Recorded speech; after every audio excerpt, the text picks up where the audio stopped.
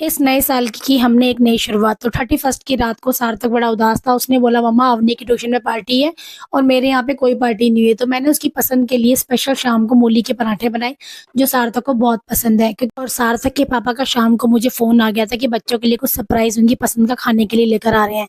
तो मूली के पराठे बना के मैंने तैयार किए, साथ में मैंने ग्रीन चटनी बनाई और मक्खन डाल के मैंने सबसे पहले खुद टेस्ट किया कि कैसा बना है। सार्थक ने बोला, मम्मा आपके हाथ से खाऊंगा। तो फिर सार्थक को उसका मैंने हाथ से ही खिलाए और बहुत खुश हो गया। मैं कह रहा, मम्मा बहुत टेस्टी बने और गरम गरम और मक्खन के साथ तो बहुत ही अच्छे लग रहे थे।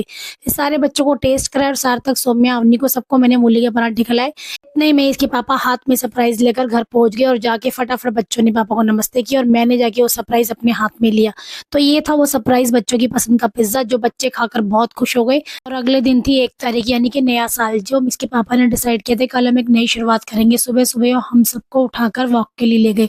6 बजे देखिए बच्चे उठ चुके हैं और सब अपने अपने कपड़े पहनने में लगे हैं। सबकी आंखों में नींद है और मैं तो उठी ही नहीं थी। अवनी ने मुझे उठाया और सबसे पहले मुझे प्यार से हैप्पी न्यू ईयर बोला। उसके बाद हम नीचे पहुंचे और मैंने अपने ग्लव्स पहने। बच्चों ने भी ग्लव्स और टोपी अच्छे से पहन लिए थे, क्योंकि सुबह के टाइम बहुत ही कोहरा था, 6 बज रहे थे और बहुत ठंड थी। फिर मैंने ताला लगाया और सब बच्चे आके स्कूटी पे बैठ गए। सबसे आगे अवनी बैठी और पीछे सार्थक, और सब बड़ी खुशी खुशी और जोश में अपने घर से निकल गए। सारा रास्ता सुनसान हो रहा था और कोई भी नहीं दिखाई दे रहा था गाइस। लेकिन जब हम वहां पहुंचे तो वहां पे काफी सारे लोग एक्सरसाइज कर रहे थे और दौड़ लगा रहे थे।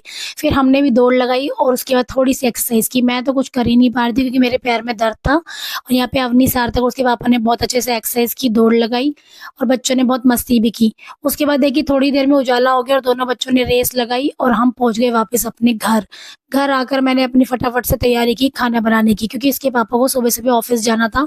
मैंने यहाँ पे आलू गोभी की सब्जी बनाई थी और साथ में बनाई थी रोटी। सब्जी बनकर हो गई है रेडी और इसके ऊपर मैंने बहुत सारा हरा धनिया बारीक करके डाल दिया, क्योंकि इसके पापा को सब्जी के ऊपर धनिया धनिया बहुत पसंद है।